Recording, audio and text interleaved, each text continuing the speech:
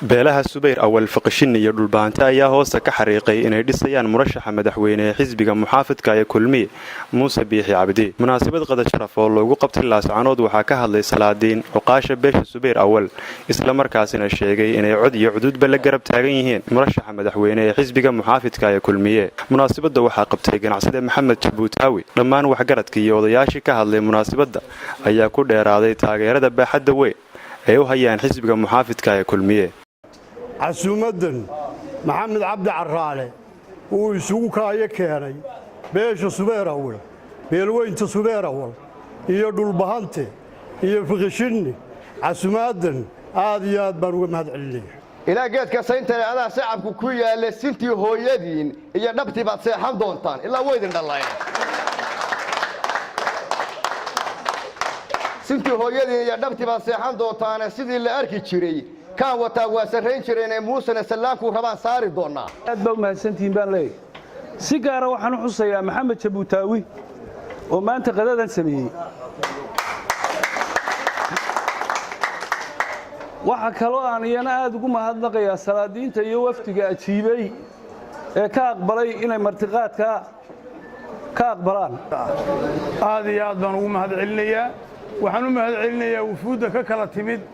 meelaha fogfog waxaynoo ballana inaynu hawl galno oo si dhab ah u hawl galno wixii hadda ka dambeeyana hawsha Suldaan Xasan uu hogaaminayo suldaanka guud iyo dhammaan madaxda kale ee maartay la socotay siyaasiyiinta iyaguna waxaan mar labaad ka salaamayaa qoladeena gobolka noqo ganacsadaha weyn Xaaji Maxamed Cabdiraxmaan Caraale Jabuutaawi oo maanta halkan عشمدن بلانات أركتان السوق كاني بيلها صبيرة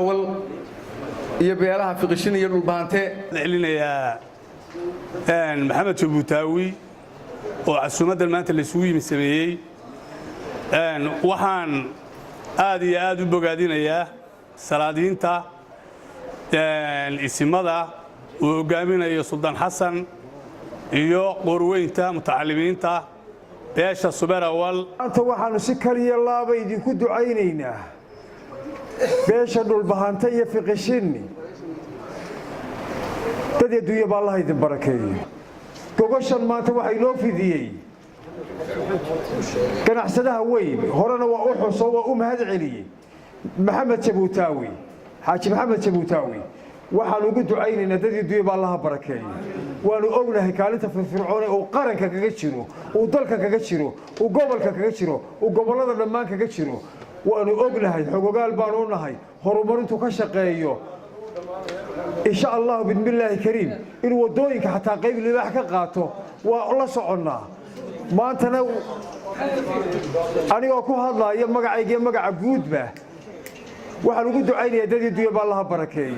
dad adduunyo baa Allah barakeeyo gogosha maanta weyn ee isugu ka yeedhay dhulbaanta iyo fiqishin iyo habara wal isugu yeedhay taasina waa qoran tahay insha Allah bismillaahi kariim dad adduunyo baa Allah barakeeyo waa ka mahad celinaynaa Xamsaraade iyo Arteen Laascaanood.